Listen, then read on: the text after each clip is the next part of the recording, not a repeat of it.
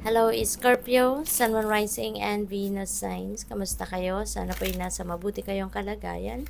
Welcome back po sa Star Tarot. At kung bago kayo rito, welcome din po kayo. Please subscribe, like, share my videos, and leave me a comment kung nakaresonate po kayo. Thank you. Tingnan natin kung anong mga messages, energy surrounding you this week. First card ni Scorpio. This is your current energy, which is the Seven of Wands. What to embrace this week? We have the world. Ayan, so maganda. Ano yung kailangan ninyong iwasan? We have the Ten of Cups. Ano yung accomplishment ninyo? Accomplishment ni Scorpio. We have Three of Cups. Beautiful. Ano naman yung mga blessings na opportunities ninyo this week? We have the Fool. Ano yung kailangan ninyong bantayan dito? Maaring maging obstacle ninyo. We have the Hierophant. At the advice ng Spirit sa inyo is Wheel of Fortune. So there is going to be roller coaster, no? Dito na magaganap. So ano yung theme ninyo for the week? We have Chariot, which is success. So napakaganda. In general, no, maganda yung yung linggong ito kasi there are success, may mga goals kayo dito na makakamit, may mga problemang masusolusyonan at papunta kayo sa pag-uusad, no? Papunta kayo sa pag-move forward, sa growth, yung ganon. So, swertehin kayo, no? In other words, swertehin din kayo ngayon, Scorpio. There is also going to be some travel na po pwedeng gawin kayo rito, you know? So, mag-iingat kayo sa inyong pagbabiyahe. That could be long distance travel, no? So siguro malayo-layo ang panggagalingan ninyo, malayo-layo yung pupuntahan ninyo. Maaring ang iba sa inyo dito going home, you know, to your family, to your loved ones, no? And pwedeng yung travel na to by land, no? So pwedeng domestic, no, and travel na ito. So good luck sa'yo. So yung current energy ninyo is the Seven of Wands, no? So, ano kayo rito? Meron kayong binabantayan, you're trying to, tawag dito, defend yourself siguro, or baka, nagbabantay pa lang kayo, no? Maaaring nagta-timing lang kayo siguro, or siguro, kung, siguro ano to work situation, or pwede rin na family situation, na mayroong sitwasyon dito na siguro mayroong mga taong nang-i-intimidate sa'yo, mayroong mga naririnig ka na babalitaan ka na medyo siguro galit sa'yo, or naiinis sa'yo, or whatsoever. So, yun, no, naghihintay lang din kayo na ng tamang timing. Kung kailangan ninyong harapin, kailangan ninyong labanan, kailangan ninyong depensahan ng sarili ninyo, whatsoever, handa kayo, naghahanda kayo. Although, ngayon, wala pa kayong ginagawa, no? Wala pa kayong steps na ginagawa. You're just, nasa tabi, nag-o-observe, nakikiramdam, nakikinig, yung ganon. So, kung kailangan depensahan ng sarili, nandiyan ka, nakahanda ka, no? So, that's good. Ano yung dapat ninyong i-embrace this week, no? Which is the world, no? So, napakaganda. Travel din ito, no? Si the world. So, most likely, meron talagang pagbabiyahe na gagawin ng iba sa inyo. Sa the world naman, po pwedeng international travel, no? So, po pwedeng may travel by land. Ang iba sa inyo, po pwede rin naman na international, no? Since we have the world energy.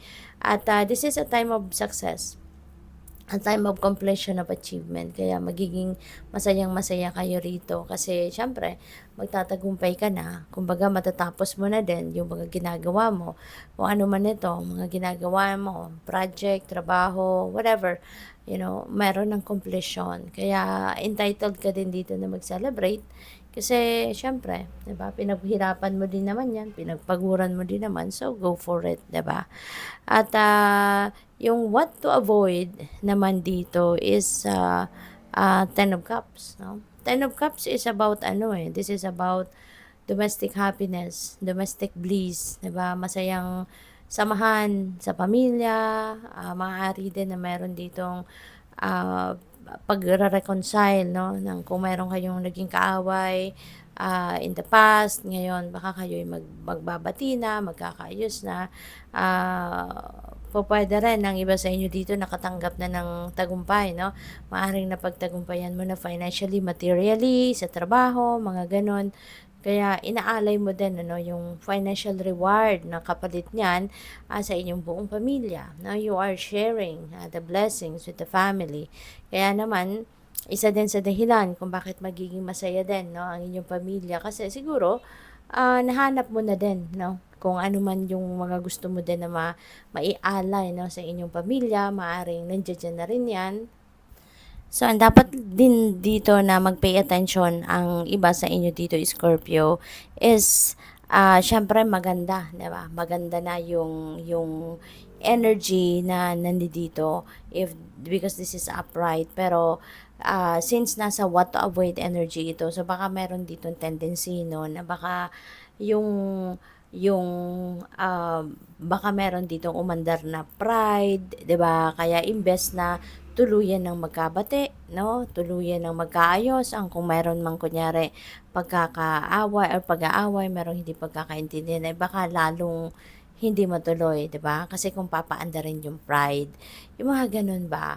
Or yung mga needs, 'di ba? Yung mga needs ninyo, yung mga wants ninyo, dapat talaga pagdating no ng opportunity na yan ay mapoprovide mo na sa family mo, eh yan talaga ay ialay mo na diyan, ilagay mo na, i-allocate mo na para talagang tuluyan na maging masaya kayo, no? Maging abundant and maging prosperous kayo. Okay? So, ano yung dapat naman, yung ano naman yung accomplishment ninyo rito, no? So, this is Three of Cups. So, most likely, no? Feeling ko, etong kasiyahan dito sa Ten of Cups, no? Feeling ko, yan ay talagang, pagsisikapan mo na yan ay ma-experience talaga ninyo, pati na rin yung inyong buong pamilya. Siguro, you are going to do some sacrifices dito, pagpapakumbaba, 'di ba? As in you are going to love, you're going to express everything with love, do everything with love para lang sa gayon maging maayos ang lahat. Kaya meron tayong celebrate dito, no? Aside from the successes na makakamit ninyo dito sa The World Energy, feeling ko yung ito ang mas isi-savor ninyo, yung magiging masayang-masaya talaga ang lahat. 'Di ba? Yung bawat miyembro ng pamilya, 'di ba? Yung tuluyan ng magkaayos ang mga magkakaaway. So that is something that you are also going to celebrate. At baka reunion, no? Maaring talagang meron din ditong pagtitipon-tipon, reunion ng mga magkakapamilya, no? At ano naman yung mga blessings and opportunities ninyo that might come your way, we have the full energy, new beginning ito. So, marami ang pwede ninyong simulan dito. Pwedeng ito, no, bagong chapter sa relationship, baka ang iba sa inyo magle-level up na, magpapakasal na, mai-engage na, or magsisimula kayo ng bagong trabaho, bagong career, bagong project, bagong enterprise, magsisimula kayong mag-travel, 'di ba? So, those are things that you are going to start no sa ngayon. Pwede rin dito no bagong dynamics sa relationship ninyo sa inyong mga kapamilya no. So siguro mas ngayon mas babaguhin niyo na to, something na mas magiging stronger no ang relasyon ng bawat isa sa pamilya. So maaring yan no along those lines dito yung mga sisimulan ninyong bagong ganap sa buhay.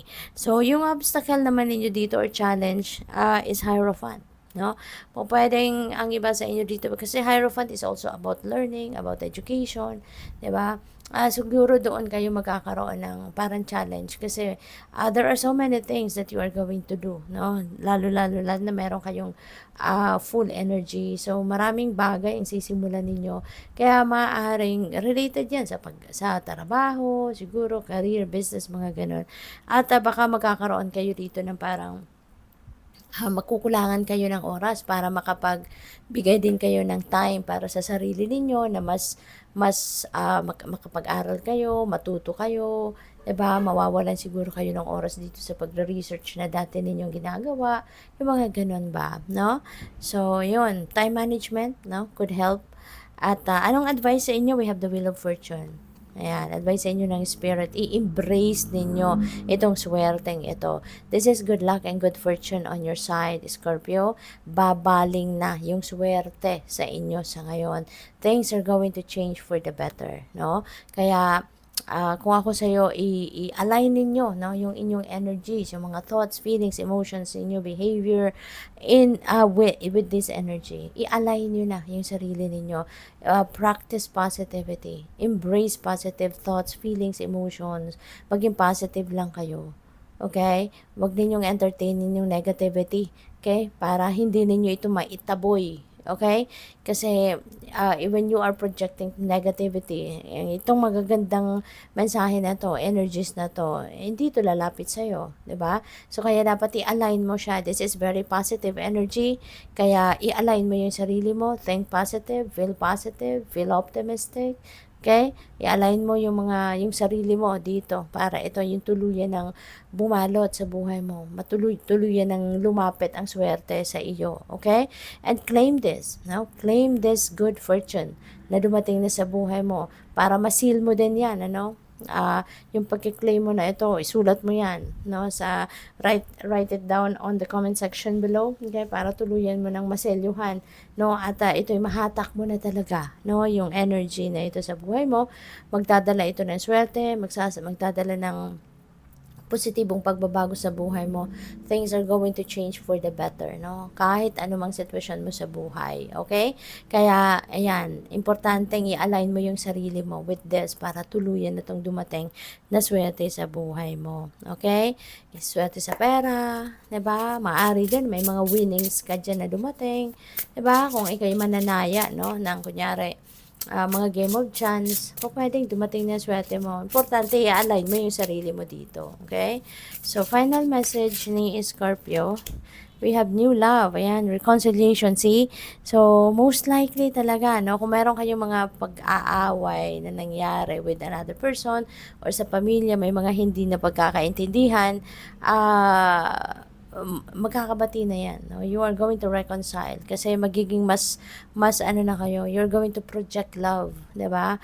Kaya para na magkabati ang lahat, magkaayos na, kung ano man ang hindi pagkakaintindihan, mapatch up na. So, yan ang dapat ninyong gawin, 'di ba? Reconcile, magpakumbaba, humingi ng tawad, magpatawad, yung ganon. And then new love, there is also new relationship na po pwedeng dumating dito, no? With the full energy, po pwedeng merong bagong relasyon, no? So, good luck. Thank you for watching. Love and light. Namaste.